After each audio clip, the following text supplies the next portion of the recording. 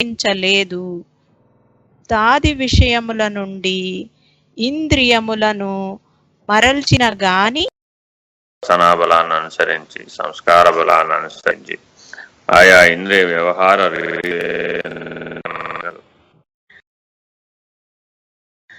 అవి భ్రాంతి రూపకం బింబ సుఖము యొక్క ప్రతిబింబమైనటువంటి ఏర్పడుతున్నటువంటి తత్కాల రూప పరిమిత అశాశ్వత సుఖ దుఃఖములను అనుభవించుచు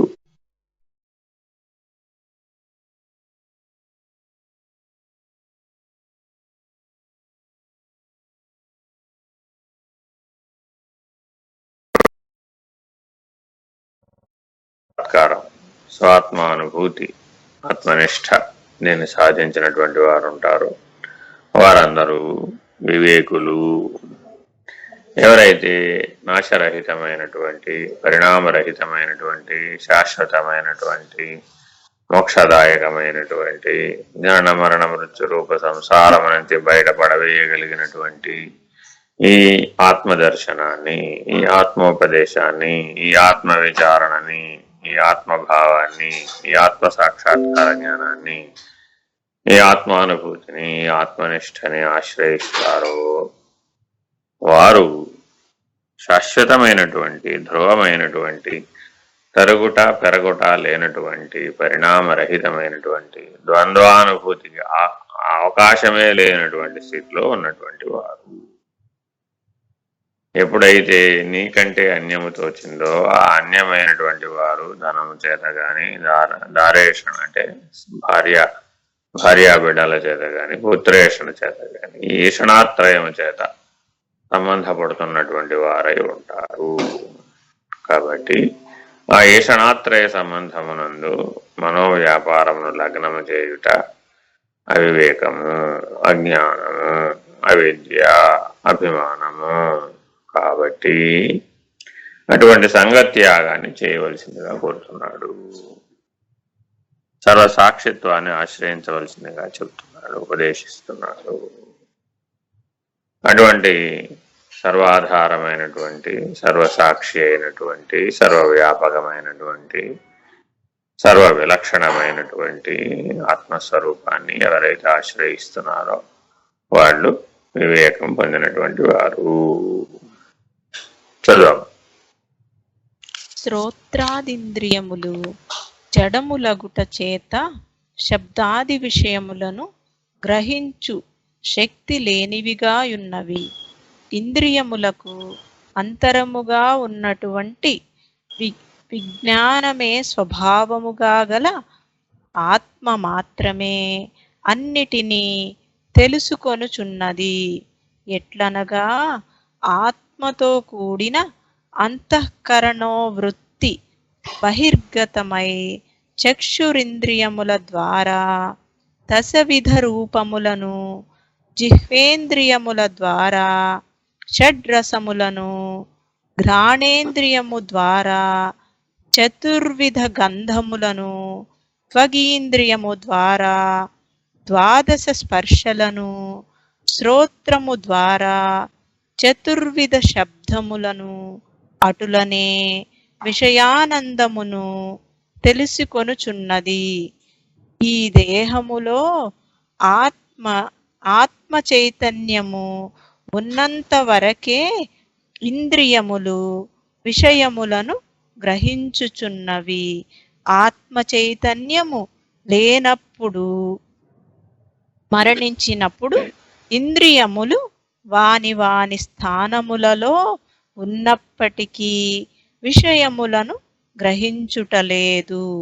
కనుక అన్నిటినీ తెలుసుకొనున్నది ఆత్మయే.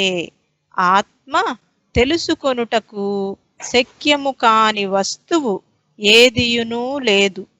ధర్మాధర్మముల కంటే భిన్నమైన ఏ ఆత్మతత్వమును నీవెరుంగ కోరితివో, దేవతలు సైతము దేని విషయమున సంశయగ్రస్తులైరో అట్టి ఆత్మతత్వము ఇదియేనని తెలుసుకొనుము. జ్ఞాత జ్ఞాతుమిచ్చతి. జ్ఞాతకున్నటువంటి ఒకే ఒక లక్షణం తెలుసుకునుట, జ్ఞానము. జ్ఞాత్వామితి సర్వత్రా. మిగిలిన 24 లక్షణాలని, 24 తత్వాలని, 24 అంశాలని పిండాండ పంచీకరణ ఎందున్నటువంటి భావమును అందించే ప్రయత్నాన్ని చేస్తున్నారు. జ్ఞాత చక్షురింద్రియం ద్వారా పనిచేస్తున్నాడు అనుకున్నట్లయితే ఆయా దృశ్యములను గ్రహిస్తున్నాడు. అదే జ్ఞాత యొక్క ప్రభావం. రసనేంద్రియం ద్వారా పనిచేసినప్పుడు రుచులను సంగ్రహిస్తున్నాడు. అదే జ్ఞాత ఘ్రాణేంద్రియం ద్వారా పనిచేసినప్పుడు ఆ ఘ్రాణం యొక్క వాసనలను ఆఘ్రాణిస్తూ ఉన్నాడు. అదే జ్ఞాత స్పర్శేంద్రియమైనటువంటి వారి ద్వారా పనిచేసినప్పుడు ఆ జ్ఞాత యొక్క ప్రభావం చేత త్వగింద్రియము స్పర్శలను తెలుసుకోగలుగుతాము. శీతోష్ణములు, సుఖ దుఃఖములు, అనేక రకములైనటువంటి ద్వంద్వాది స్పర్శలను తెలుసుకోగలుగుతుంది. అయితే ఈ జ్ఞానేంద్రియములన్నీ కూడా స్వయముగా పనిచేయుతున్నవా? ఇవి విచారణ చేయకపోయినట్లయితే కళ్ళు ఉన్నాయి కాబట్టి చూడగలుగుతున్నానని, చెవులు ఉన్నాయి కాబట్టి వినగలుగుతున్నానని, నోరుంది కాబట్టి తినగలుగుతున్నానని, ముక్కు ఉన్నది కాబట్టి వాసనని గ్రహించగలుగుతున్నానని, త్వగింద్రియం ఉన్నది కాబట్టి స్పర్శారూప సుఖ దుఃఖాలను పొందగలుగుతున్నానని అనేటువంటి భావన కలుగుతుంది. కానీ నిజానికి ఆత్మ చైతన్యం గనక ఈ శరీరంలో వ్యాపకమై వ్యవహారశీలం కాకపోయినట్లయితే, ఆత్మ చైతన్యం యొక్క ఉనికి ఉండకపోయినట్లయితే ఈ ఇంద్రియములన్నీ సమర్థవంతములు కావు. అవి నిలబడి ఉన్నప్పటికీ శరీరమునందున్నటువంటి ఇంద్రియములు ఆత్మ చైతన్యం గనక సహాయం చేయకపోయినట్లయితే, జ్ఞాత యొక్క సహాయం లేకపోయినట్లయితే ఏ రకమైనటువంటి అనుభవాన్ని ఇయ్యజాలవు. దీనికి ఉదాహరణ చెప్తున్నాను. శవానికి అన్ని ఇంద్రియాలు ఉన్నాయి, లేనిది ఒక ఆత్మ చైతన్యం మాత్రమే. మరి ఆ ఇంద్రియములు వీటిని గ్రహించటం లేదు కదా. కాబట్టి ఈ గోళకములు కానీ, ఆ నాడీ వ్యవస్థ అయినటువంటి ఇంద్రియములు కానీ, దానికి ఆధారభూతమైనటువంటి శబ్దస్పర్శాది రూపకమైన తన్మాత్రాయుత సహిత జ్ఞానము కానీ, దాన్ని అనుసంధానపరిచేటటువంటి మనస్సు కానీ, దానిని నిశ్చయించేటటువంటి బుద్ధి కానీ, ఇవన్నీ ఆత్మ చైతన్యం చేతిలో పనిముట్లు. ఇవన్నీ పంచభూతాత్మకమైనటువంటి మహత్తత్వము, అవ్యక్తములో భాగములు. అట్టి పంచభూతాత్మకమైనటువంటి శరీరము, వాటి యందు ఉన్నటువంటి ఇంద్రియములు, వాటి యందున్న గోళకములు, వాటి యందు పనిచేయుతున్న శబ్దాది విషయ జ్ఞానము, పంచతన్మాత్రల యొక్క ప్రభావము, ఇవి అన్నీ కూడా ఒకదానికంటే ఒకటి సూక్ష్మతరమైనప్పటికీ ఇవన్నీ ప్రత్యేగాత్మ యొక్క చైతన్యం చేతనే ప్రవర్తిస్తూ ఉన్నాయి, వ్యవహరిస్తూ ఉన్నాయి. తమకు తాము స్వయముగా వర్తింపచాలవు అనేటటువంటి నిర్ణయాన్ని, పంచీకరణని బాగా అధ్యయనం చేయడం ద్వారా, నిరంతరాయముగా అనుసంధానం చేయడం ద్వారా, బాగా పరిశీలన చేయడం ద్వారా, పరిశోధన చేయడం ద్వారా, అధ్యయనం చేయడం ద్వారా నిజ జీవితంలో ఆ పిండాండ పంచీకరణని అన్వయం చేసుకోవడం ద్వారా, తనకు తాను విరమించడం ద్వారా, తను తాను తెలుసుకోవడం ద్వారా, తానదైనటువంటి స్వస్వరూప ఆత్మ సాక్షాత్కార జ్ఞాన స్థితిలో నిలకడ కలిగి ఉండడం ద్వారా మాత్రమే మానవుడు ఆత్మనిష్టను పొందగలుగుతున్నాడు. ఇది చాలా ముఖ్యమైనటువంటిది. ఎందుకనంటే ఇవేవి కూడా స్వయముగా పనిచేయడం లేదు. కారణం ఏమిటంటే దేవతలకు కూడా ఆయా ఆసక్తులు పనిచేయడం చేత వాళ్ళు కూడా ఈ విషయంలో సంశయగ్రస్తులవుతున్నారు. వాళ్ళు కూడా ఆత్మతత్వాన్ని ఎరగాలి అంటే, ఆత్మనిష్ఠులు అవ్వాలి అంటే ఆయా ఇంద్రియాధిష్టాన దేవతలు కూడా మరలా మానవ శరీరాన్ని ధరించవలసినటువంటి అవసరం ఉన్నది. అంత విశేషమైనటువంటి మానవ దేహాన్ని ధరించి కేవలము ఇంద్రియ వ్యాపార లక్షణం చేత, కేవలము ఇంద్రియ వ్యాపార సుఖము చేత లాగబడుతూ ప్రేరేపించబడుతూ అట్టి ఇంద్రియ వ్యాపారముల ఫలితములైనటువంటి సుఖ దుఃఖములే సత్యం అనుకొని సుఖ అపేక్ష చేత ప్రేరేపించబడుతూ జీవభావమునందు మగ్నత చెందటం అవివేకం. ప్రయత్నశీలివై లక్ష్యమునందు శుద్ధి కలిగినటువంటి వాడవై సరి అయిన గురువును ఆశ్రయించి ఈ పంచీకరణాన్ని, సాంఖ్య విచారణని సాంగముగా ఎరిగినటువంటి వాడవై నీ నిజ జీవితంలో ఆ రకమైనటువంటి నిర్ణయాత్మకమైనటువంటి ఆత్మ సాక్షాత్కార జ్ఞానమును, పరిణామరహితమైనటువంటి స్థితిని పొందవలసినటువంటి అవసరం ఎంతో ఉన్నది.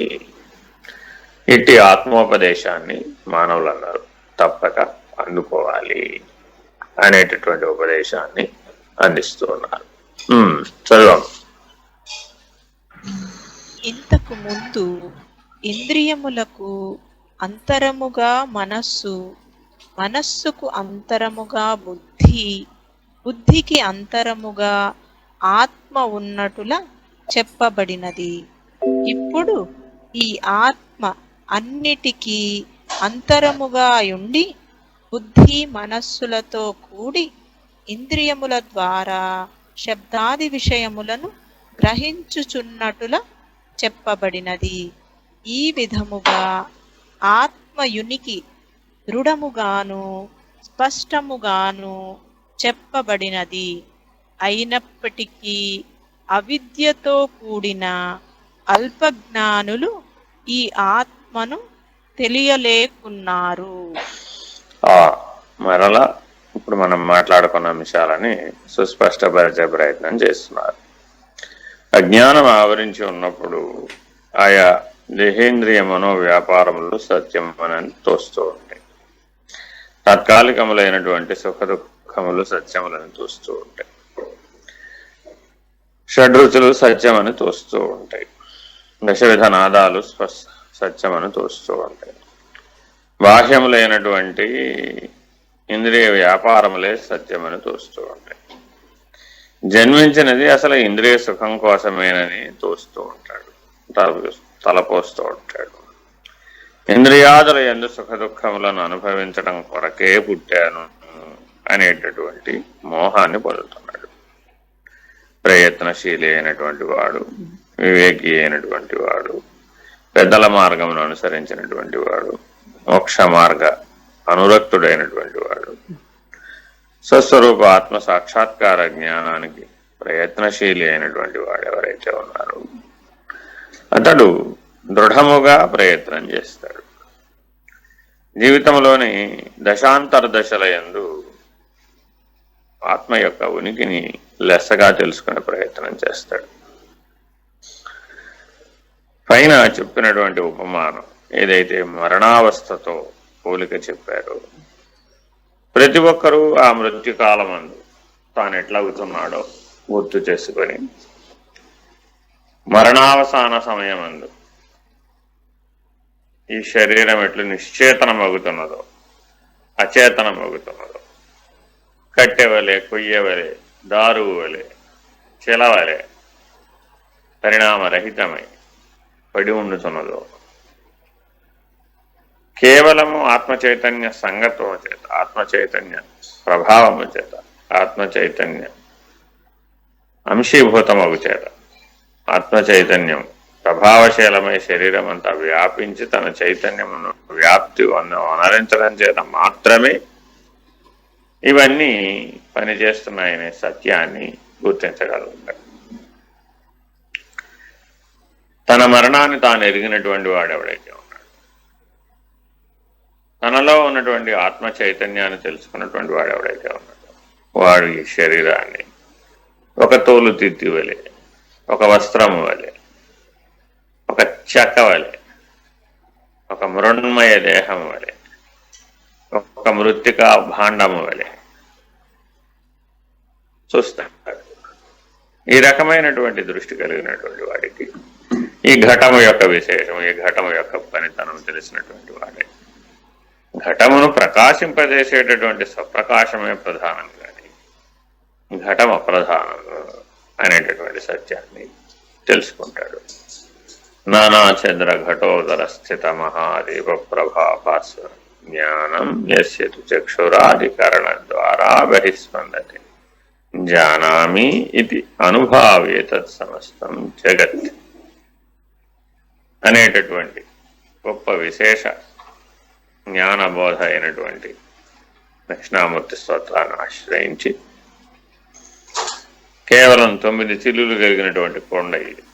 ఈ కొండ లోపల ప్రకాశిస్తున్నటువంటి దీపం గనక లేకపోయినట్లయితే కొండ ప్రకాశించదు, చిల్లులు ప్రకాశించవు. తత్ఫలితమైనటువంటి ఆ చిల్లుల ద్వారా బయటికి ప్రకాశిస్తున్న ప్రతిఫలమైనటువంటి ప్రతిబింబములు ఏవైతే ఉన్నాయో అట్టి జగత్తు ప్రకాశించదు.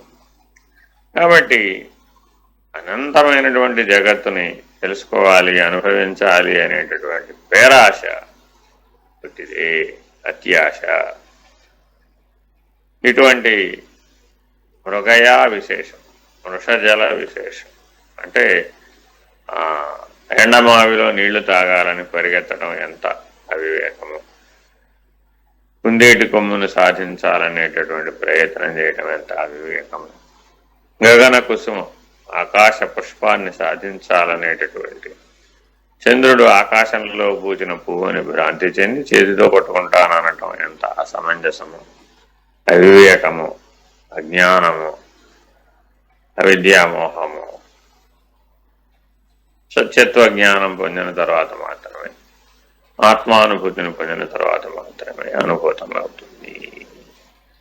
కాబట్టి ప్రతి ఒక్కరూ ప్రయత్నించి ఇంటి మానసిక వైక్లభ్యాన్ని పోగొట్టుకోవాలి, ఇంటి మనోవిశేషణాలను పోగొట్టుకోవాలి. ఆహా ఎంత అందంగా ఉందో అంటాడు. అందం అంటే అర్థం ఏమిటి? నిర్వచనం లేనటువంటిది అందం అంటే ఏమిటి? అందం అందం వస్తుతః వాటికి ఉన్నటువంటి రంగుల కలయిక, వాటికి ఉన్నటువంటి వాస్తవికమైనటువంటి చైతన్యం యొక్క ప్రతిబింబం. నిజానికి ఏ రంగు సత్యం కాదు, నిజానికి ఏ దృశ్యము సత్యం కాదు, నిజానికి ఏ రకమైనటువంటి వాసనలు సత్యం కావు. అవన్నీ కూడా ప్రతిబింబ జ్ఞానములు, ప్రతిఫలించుతున్న జ్ఞానం, జ్ఞాన ప్రతిబింబాలు అవన్నీ. కాబట్టి అట్టి స్వాత్మస్వరూపాన్ని ఎరగవలసినటువంటి అవసరం ఉన్నది. కానీ మానవుడు మనోఫలకంపై ప్రేరితమవుతున్నటువంటి ఈ దృశ్య ప్రతిబింబాలు, రస ప్రతిబింబాలు, రుచికి సంబంధించినటువంటి లౌల్యత చేత, ఇంద్రియ లౌల్యత చేత, ఆయా వాక్ సంయమనము లేక, ఇంద్రియ సంయమనము లేక, మనస్సంయమనము లేక ప్రతిబింబమును అనుసరించి పరిగెట్టేటటువంటి మృగయా వినోదము వంటి అనేకమైనటువంటి బలహీనతలకు లోనై స్వాత్మజ్ఞానాన్ని కోల్పోయి అంధుని వలె, పాంధుని వలె, చెవిటివాని వలె, గుడ్డివాని వలె, మోగవాని వలె అన్నీ ఉండి తెలుసుకోలేనటువంటి అజ్ఞాని వలె మానవ దేహాన్ని ధరించినప్పటికీ అందున్నటువంటి స్వాత్మ సాక్షాత్కార జ్ఞానాన్ని పొందే ప్రయత్నం చేయకుండా పరిగెట్టేటటువంటి అల్పజ్ఞుని వలె, కించిదజ్ఞుని వలె జీవించటం అసమంజసమైనటువంటి పద్ధతి. కాబట్టి ప్రతి ఒక్కరూ తప్పక ప్రయత్నశీలురై మనస్సంయమనము చేసి స్వాత్మ సాక్షాత్కార జ్ఞానాన్ని పొందాలి.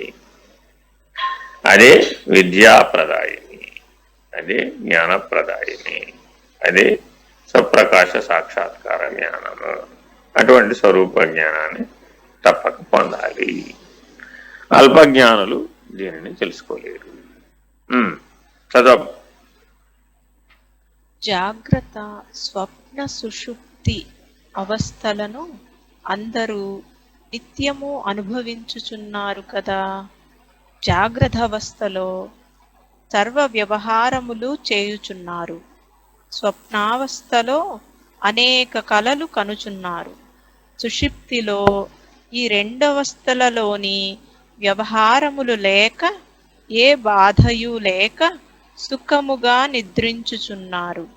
ఈ అవస్థలన్నీయు గుర్తించునది ఆత్మయే.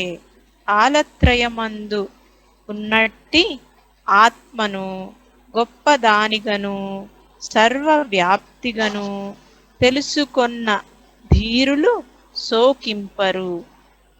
జాగ్రదాది అవస్థలు వ్యవహారములు దేహమును అనుసరించి జరుగుచున్నవి. దానిననుసరించి దుఃఖము కలుగుచున్నది. వ్యవహారరహితమైన ఆత్మ దేనిని గురించి శోకించదు అనగా ఆత్మ శోకరహితం. అట్లు తెలుసుకొన్నవారు శోకరహితులు. అవస్థాత్రయాన్ని విశ్లేషించే ప్రయత్నం చేస్తున్నారు మానవులందరూ, జీవులందరూ. సృష్టి అంతా కూడా జాగ్రత్త స్వప్న సుషుప్తులకు లోనవుతున్నది. సర్వేంద్రియ వ్యవహారము పరిణామశీలమై ప్రతిభావంతముగా వ్యవహరిస్తున్నటువంటి కాలం ఏదైతే ఉందో దానిని జాగ్రత్త అవస్థ అని, అవే ఇంద్రియములు వెనుకకు మరలి తమకు ఆధారముగా ఉన్నటువంటి మనస్సు అనేటటువంటి ఏక ఇంద్రియమునందు అంశీభూతములై నిక్షిప్తమై అర్ధజాగృతి, సగము మెలకువ సగము నిద్రాస్థితిలో సర్వేంద్రియానుభూతులని ఇంద్రియముల సహాయము లేకనే అనుభవించేటటువంటి స్వప్నావస్థలో ఆ మనస్సు కూడా అచేతనమై సుప్త చేతనమై సుషుప్తి అవస్థలో కదలకపడి ఉండేటటువంటి ఇంద్రియముగా పనిముట్టుగా మనసు బుద్ధి కూడా మారి ప్రజ్ఞాస్థితిలో నిలకడ చెంది, కానీ అట్టి ఎరుక లేక తానైనటువంటి స్థితిని తెలుసుకోలేక తనను తాను మరచిపోయి శరీర భ్రాంతి అందే నిమగ్నమై ఉన్నటువంటి జీవుడు జాగ్రత్త స్వప్న సుషుప్తి అవస్థలను నిరంతరాయముగా అనుభవిస్తూ వాటి అందే పరిణమిస్తూ ఆ పరిణామమే సత్యమనుకొనుచు, ఆ ద్వంద్వానుభూతులే సత్యమనుకొనుచు, అట్టి ద్వంద్వానుభూతుల యందు సరి అయినటువంటి వ్యవహారము లేకున్నచో తనకేదో అయిపోతున్న భ్రాంతిని పొందుచు, ఇవాళ నిద్ర సరిగా పట్టలేదండి, ఇవాళ కళలు విపరీతంగా వచ్చినాయండి, ఇవాళ నిద్ర మధ్యలో లేచి కూర్చున్నానండి, ఇవాళ జాగ్రత్త అవస్థ సరిగా లేదండి, ఇవాళ మెలకువలో అంతా భావములన్నీ కూడాను మనస్సంయమనం లేకపోవడం చేత, హరిషడ్వర్గాల చేత, కామక్రోధ లోభ మోహ మదమాత్సర్యముల చేత భావించబడుతూ బాధించబడుతూ ప్రభావితమవుతూ ఆ ఇంద్రియ సంగత్వాన్ని, సుఖ దుఃఖ సంగత్వాన్ని, వ్యవహార సంగత్వాన్ని, ప్రతిబింబ సంగత్వాన్ని పొంది స్వప్నావస్థలో కూడా సరి అయినటువంటి స్థితి లేక అనేక రకములైనటువంటి ఇబ్బందులను అధిగమిస్తున్నట్లుగా, ఇబ్బందులను అనుభవిస్తున్నట్లుగా బాధ చెంది సరి అయిన నిద్రావస్థ లేక, సరి అయిన స్వప్నావస్థ లేక, సరి అయిన జాగ్రత్తావస్థ లేక, ఈ మూడు కూడా శరీరమే అనుభవిస్తుంది కానీ నేను అనుభవించటం లేదనేటటువంటి జ్ఞానం లేకపోవడం చేత, తురీయావస్థలో ప్రవేశం లేకపోవడం చేత, స్వాత్మ సాక్షాత్కార జ్ఞానంలో అనుభవ జ్ఞానం లేకపోవడం చేత, ప్రతినిత్యము ఈ మూడు అత్యవసరమై ఉన్నదని తోచుడ చేత ఈ మూడింటి ఎందే నిమగ్నమగుచు, వీటినే నిత్య జీవితముగా భావించుచు, వీటి ఎందున్న వ్యవహారమునందు కలుగుతున్న సుఖ దుఃఖములే సత్యమని భ్రమసి వాటి యందు సాంగత్య దోషమును పొంది వాటి సంగత్వము చేత ప్రభావితమవుతూ వాటినే నిరంతరాయముగా కోరుచు, ఏ ఆత్మకైతే ఇటు మూడవస్థలు లేవో, ఏ ఆత్మ యొక్క ఉనికి చేతనే ఈ మూడవస్థలు ఏర్పడుతున్నవో అట్టి స్వస్వరూప జ్ఞానాన్ని మానవుడు ఆశ్రయించటం లేదు. అందువలనే జరామరణ రూప దుఃఖ సంసార చక్రమునందు కర్మచక్రమునందు ఇమిడిపోయి బాధించబడి ప్రభావితమై మరల మరల పరిణామశీలమై పునరావృత్తిని పొందుతున్నాడు. కానీ పునరావృత్తి రహితమైనటువంటిది, శాశ్వతమైనటువంటిది, మోక్షదాయకమైనటువంటిది, ముక్తిదాయకమైనటువంటిది అయినటువంటి ఆత్మనిష్టను కాలత్రయాన్ని, శరీరత్రయాన్ని, దేహత్రయాన్ని దాటి అవస్థాత్రయ సాక్షిత్వాన్ని ప్రతిపాదిస్తున్నాడు. ఇప్పటి వరకు కాలత్రయాన్ని, శరీరత్రయాన్ని, దేహత్రయాన్ని, ఈషణత్రయాన్ని ఇలా మూడుగా ఉన్నటువంటి త్రిపుటలన్నింటినీ వివరించదు. ఇప్పుడు అవస్థాత్రయాన్ని, అవస్థ అంటేనే అర్థం ఏమిటంటే అస్థహ అంటే ఉండుట, అవ అంటే ఉన్న స్థితి నుంచి కిందకు దిగివచ్చుట అవస్థ. కాబట్టి తాను ఆత్మస్వరూపుడై ఉన్నప్పటికీ జాగ్రత్త అవస్థలో మెలకువలో ఇంద్రియములతో వ్యవహరించుతూ ఆ ఇంద్రియ వ్యవహారమే తానని భ్రమసి ఆ భ్రమ చేత భ్రాంతి చెంది మాయామోహితుడై అట్టి మాయామోహమును మరింతగా అనుభవించాలనేటటువంటి కాంక్ష చేత, ప్రియాప్రియముల చేత లాగబడి గుణత్రయముల చేత ప్రభావితమై మనోఫలకములో మనోబుద్ధుల చేత స్వప్నావస్థ యందు కూడా అదే ఇంద్రియానుభవమును మరల అనుభవించు సంతృప్తి లేక అసంతృప్తులను చెందుచు ఇంకనూ బలమైనటువంటి సుఖమును పొందాలనే బలీయమైన కాంక్ష చేత, లేని సుఖమును పొందాలనే ప్రయత్నము చేత, వస్తుగత నిశ్చయ జ్ఞానం లేక ఆ వస్తువులు సుఖమిస్తున్నాయనే భ్రాంతి చేత, ఆ ఇంద్రియములే సుఖస్థానములని భ్రాంతి చెందటం చేత, భ్రమాజన్య జ్ఞానము అభ్యాసం చేత, భ్రమాజన్య జ్ఞానమును ఆశ్రయించడం చేత, ప్రతిబింబ జ్ఞానమునే సత్యమని భావించడం చేత ఆ రకమైనటువంటి జాగ్రత్త స్వప్న సుషుప్తులను శరీరమే అనుభవించుతున్నప్పటికీ తాను అనుభవించుతున్నాడని తనకు ఆపాదించుకుంటున్నాడు. ఇది అజ్ఞానం అంటే. నేను ఇవాళ సరిగా నిద్రపోలేదండి, నాకు ఇవాళ సరిగా నిద్ర పట్టలేదండి, నాకు ఇవాళ సుఖం నిద్రాసుఖం సరిగా లభించలేదండి, నాకు ఇవాళ స్వప్నం సరిగా రాలేదండి, నాకు ఇవాళ స్వప్నంలో చాలా డిస్టర్బెన్స్గా ఉందండి, నాకు ఇవాళ జాగ్రత్తావస్థలో చాలా డిస్టర్బెన్స్గా ఉందండి. అనేక రకములైనటువంటి మానసికమైనటువంటి ఒత్తిళ్లకు గురవుతున్నానండి. అనేక రకములైనటువంటి ఇంద్రియ వ్యాపారముల చేత లాగబడుతున్నానండి అనేటటువంటి ఏవైతే ఉన్నాయో వాటన్నింటి చేత ఇంద్రియములు పరిణామశీలములై, వ్యవహారశీలములై, ప్రతిబింబ జ్ఞాన సహితములై అజ్ఞాన ప్రభావం చేత, అవిద్యా ప్రభావం చేత, మోహ ప్రభావం చేత, మాయా ప్రభావం చేత, భక్తి విశ్వాసములు లోపించడం చేత, అనన్య భక్తి లోపించడం చేత, ఈశ్వరుని యందు సరి అయినటువంటి చిత్త ఏకాగ్రతను నిలుపుకోలేకపోవడం చేత, ఎవరికైతే అనన్య భక్తి ఉందో భక్తి విశ్వాసములు అంటే అవ్యభిచారీ భక్తి అంటారు. అట్టి అవ్యభిచారీ భక్తిని గనక ఆశ్రయించి అనన్య భక్తిని పొందినటువంటి వారందరూ తప్పక 3 గుణాలను జయిస్తారు. కాబట్టి గుణత్రయాన్ని, శరీరత్రయాన్ని, దేహత్రయాన్ని, ఈషణత్రయాన్ని ఇటువంటి త్రిపుటిని దాటాలి అంటే ఈ అవస్థాత్రయాన్ని దాటడం అత్యవసరం. ఎవరైతే అవస్థాత్రయ సాక్షిగా ఉన్నాడో అదే చైతన్యం, అదే ప్రజ్ఞ, అదే ఆత్మ, అదే అంతర్యామి, అదే ప్రత్యేగాత్మ, అదే యథార్థ నేను. కాబట్టి అటువంటి తురీయ సంజ్ఞని తప్పక మానవుడు గుర్తించాలి.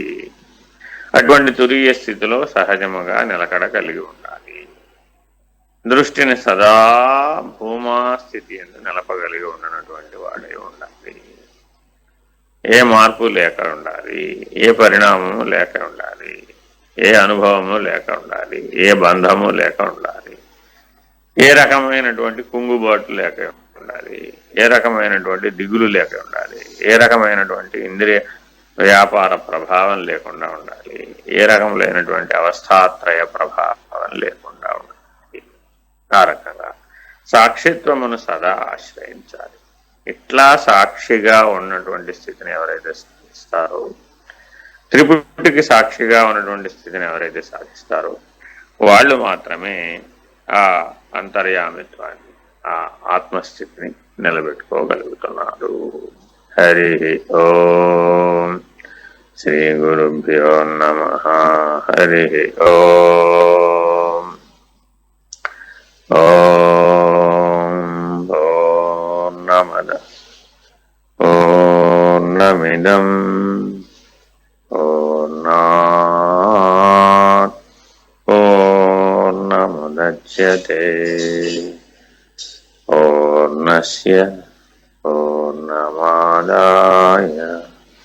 పూర్ణమేవావశిష్యతే.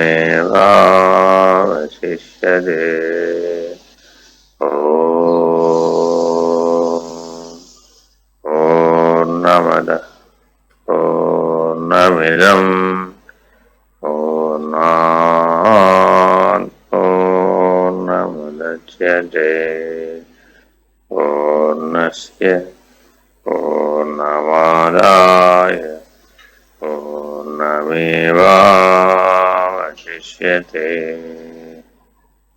ఓం పూర్ణమద పూర్ణమిదం పూర్ణాత్ పూర్ణముదచ్యతే పూర్ణస్య పూర్ణమాదాయ పూర్ణమేవావశిష్యతే. ఓం తత్సత్. ఓం సహనావతు సహనో భునక్తు సహ వీర్యం కరవావహై తేజస్వి నావధీతమస్తు మా విద్విషావహై. ఓం శాంతి శాంతి శాంతి. హరి ఓం. శ్రీ గురుభ్యో నమః. హరి ఓం. ఏమైనా సందేహం ఉందండి? అడగమంటారా గురువు గారు? ధ్యానశీలుడైన వ్యక్తి మాత్రమే ఇంద్రియములను నిగ్రహించి మనస్సును అంతర్ముఖం చేసుకుంటాడు అన్నారు కదండి. ధ్యానమగ్నుడు అవ్వడం అంటే యాక్చువల్ గా ఎలా అని చేయాలి? రోజు నిరంతరాయంగా చేయాలి. సదా దృష్టిని భ్రూమధ్యంలో నిలిపి ఉంచాలి. సదా అనులోమ విలోమ సమ ప్రాణాయామాన్ని సహజం చేసుకోగలగాలి. సదా సద్గురుమూర్తిని భ్రూమధ్యంలో దర్శించగలగాలి. సదా మానసిక జపం చేయగలగాలి. ఇవన్నీ ఏకకాలంలో చేయగలిగేటటువంటి చిత్తైకాగ్రతను సాధించాలి. వీటన్నింటినీ చేస్తే ఆ ఏ దర్శనం అయితే ఉన్నదో అది సగుణ సాకార దర్శనమై సాధ్యమై స్వానుభవమై స్వప్రకాశమై తోచేంత వరకు ఈ ధ్యానమగ్నతని కొనసాగించాలి. అవస్థాత్రయాన్ని దాటించగలిగేటటువంటి ధ్యానమగ్నత కావాలి. మెలకువలో ఉన్నాడో, స్వప్నంలో ఉన్నాడో, నిద్రలో ఉన్నాడో గుర్తించలేనటువంటి వాడుగా ఉంటాడు. సదా తుర్య రూపోస్మిగా ఉంటాడు. అటువంటి సమాధి నిష్టను పొందేంత వరకు ఈ ధ్యాన నిష్టను కొనసాగించాలి.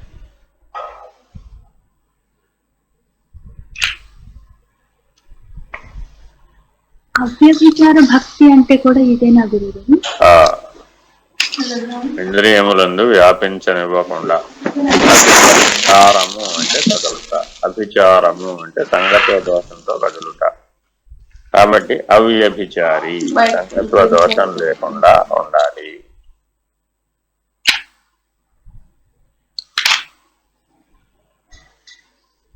ఇందాక జీవితంలో దశాంతర దశలలో ఉనికిని తెలుసుకోవాలి అన్నారండి. ఈ దశాంతర దశలు తెలుసుకోవాలి ఏమిటండి? అన్ని జనన నుంచి మరణం వరకు ఉన్నదంతా ఆత్మస్వరూపమే. శరీరం అనేటటువంటిది లేనే లేదు, అంతఃకరణం అనేటటువంటిది లేనే లేదు. ఇవేమీ లేకుండానే ఉన్నట్లు తోస్తున్నాయి. సర్వదా సర్వకాలమునందు సర్వులయందు ఆత్మ ప్రకాశం ఏదైతే ఉన్నదో ఆ ఆత్మ వస్తువే ఉన్నది. లేని శరీరం, లేని మనస్సు ప్రభావశీలంగా ఉన్నాయి అని అనుకోవడం చేత అజ్ఞానం బలపడి సర్వకాల సర్వావస్థల యందు సర్వవ్యాపకమై స్వప్రకాశకమై స్వస్వరూపమైనటువంటి ఆత్మనేమో లేదని భ్రాంతి చెందటం, లేని శరీరాదులను, లేని ఇంద్రియాదులను, లేని వ్యవహారమును ఉన్నదిగా భ్రాంతి చెందటం, ఈ రెండూ కూడా భ్రమ భ్రాంతి.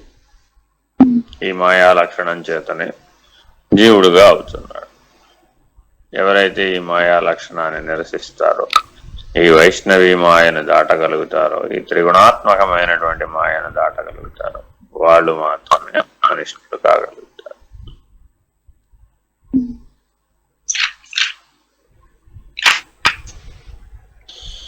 సరేనమ్మా, నమస్కారం.